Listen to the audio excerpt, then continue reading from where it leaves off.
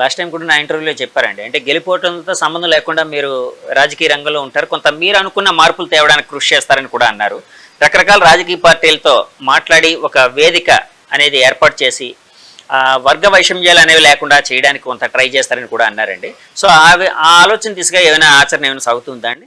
సాగుతూనే ఉంది. ఎందుకంటే ఇప్పటికీ ప్రభుత్వం ఏర్పడాలి అంటే ఎవరి ప్రభుత్వం ఏర్పడుతుందో తెలుస్తుంది. చంద్రబాబు గారి నాయకత్వంలో పవన్ కళ్యాణ్ గారు, పురంధరేశ్వర్ గారు వీరు ముగ్గురు కలిసి ఈసారి మన రాష్ట్రానికి ఒక కొత్త బాట చూపించే విధంగా ప్రజలు కోరుకున్నారు. వాళ్ళని వారు ఎన్నికయ్యారు. రేపు చంద్రబాబు నాయుడు గారు, తర్వాత పవన్ కళ్యాణ్ గారు వీరు ప్రమాణ స్వీకారం చేయబోతున్నారు.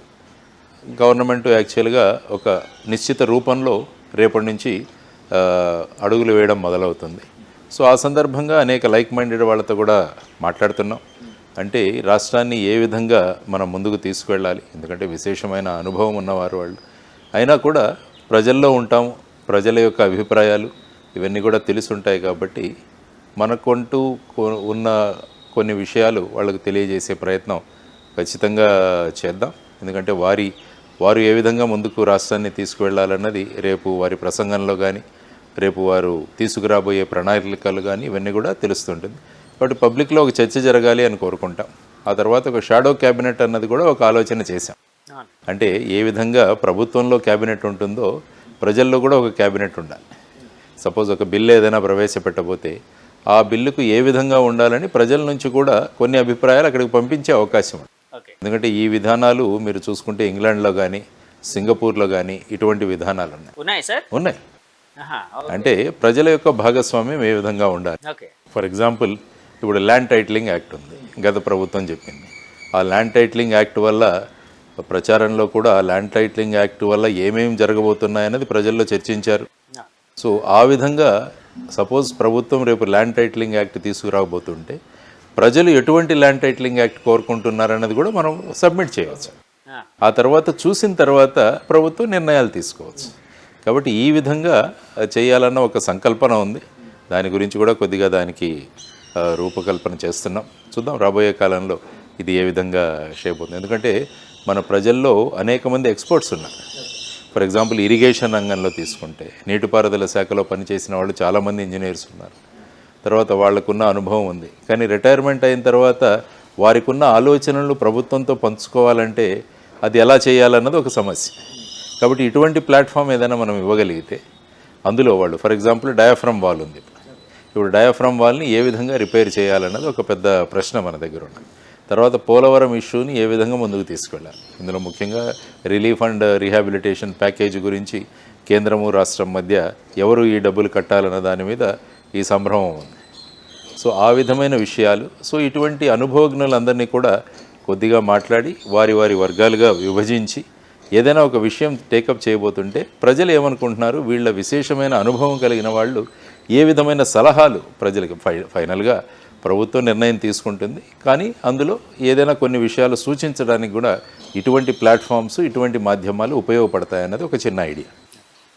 సార్ అంటే స్వీప్ అనేది జరిగింది కదండి. అంటే 175 స్థానాలకి 164 స్థానాలు ఎన్డీఏ గవర్నమెంట్ మూడు పార్టీల కూటమి గెలుచుకుంది.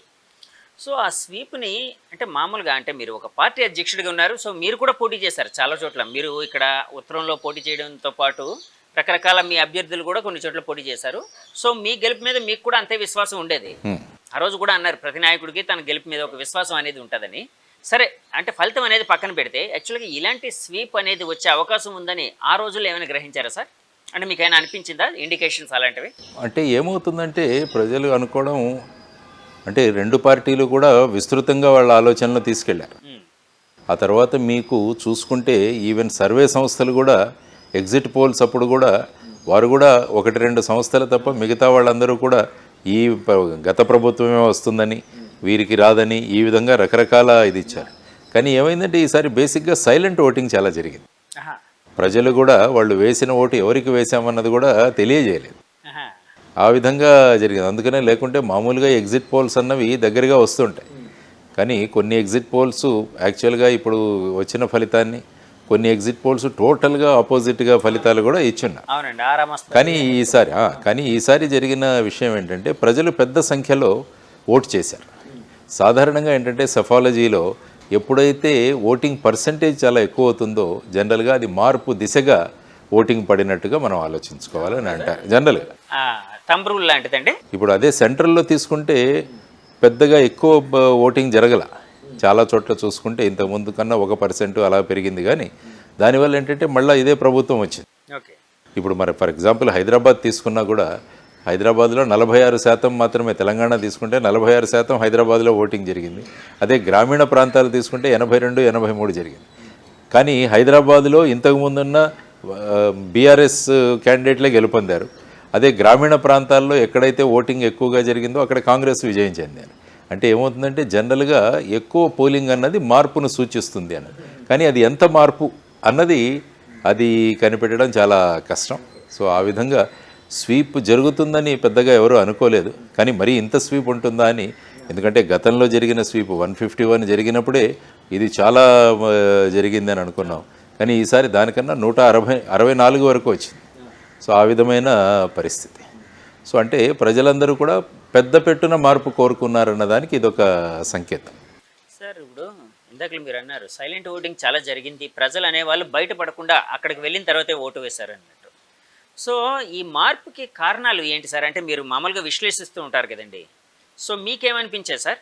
అంటే పాత ప్రభుత్వాన్ని కాకుండా, వైసీపీ ప్రభుత్వాన్ని కాకుండా ఇలాగ ఎన్డీఏ కూటమికి ఏకతాటి మీద ఓటింగ్ చేయడం అనేది ఒక విజయాన్ని ఇవ్వడం మీద దానికి ముఖ్యంగా దీనికి అనేక విధాలుగా కారణాలు ఉంటాయి. అంటే ఒక కారణం అని చెప్పలేము.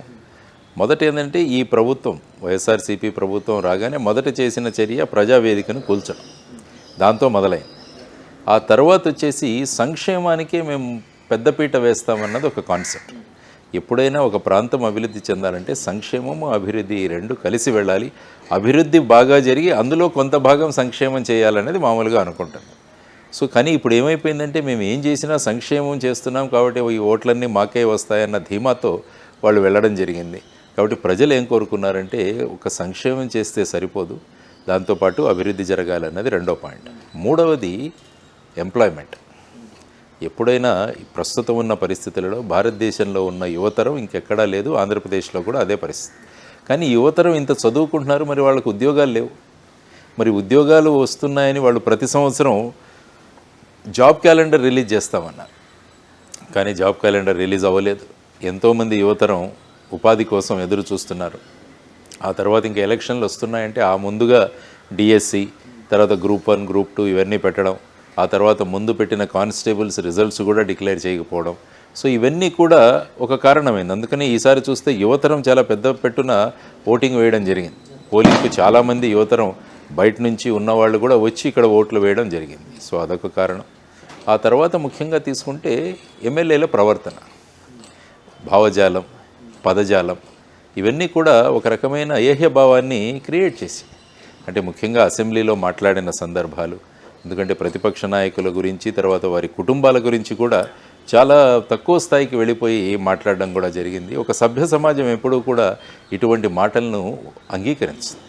అదేదో వాళ్ళ పార్టీ శ్రేణులు వీళ్ళకి కనిపించవచ్చు కానీ మావాడు బాగా తిట్టాడని చెప్పి, కానీ ఒక సభ్య సమాజం ఇటువంటి పదజాలాన్ని కానీ ఇటువంటి మాటలను కానీ కోరుకోదు. ఆ తర్వాత ముఖ్యంగా మనం చూడాల్సిన అంశం ఏంటంటే మద్యపాన నిషేధం అని అన్నారు. యాక్చువల్గా అప్పుడు వచ్చినప్పుడు మద్యపాన నిషేధం చేస్తామని అన్నారు, కానీ మద్యపాన నిషేధం పక్కకు పెట్టేస్తే యాక్చువల్గా రేట్లు విపరీతంగా పెరిగిపోవడం, ఆ తర్వాత ఈ పథకాల్లో ఏవైతే ఇస్తున్నారో వాటన్నింటినీ కూడా మళ్ళీ దీని ద్వారానే తిరిగి తీసుకురావడం. దానివల్ల ఏంటంటే సగటు మహిళ వాళ్ళు ఆనందంగా లేరు. అంటే ఒకవైపు సంపాదిస్తున్నారు, అదంతా కూడా ఇక్కడే ఖర్చు అయిపోతుందన్నది ఒకటి. తర్వాత ఉద్యోగులు కూడా చాలా ముఖ్యమైన పాత్ర వహిస్తారు ఏదైనా ప్రభుత్వం ముందుకు వెళ్ళాలి అంటే.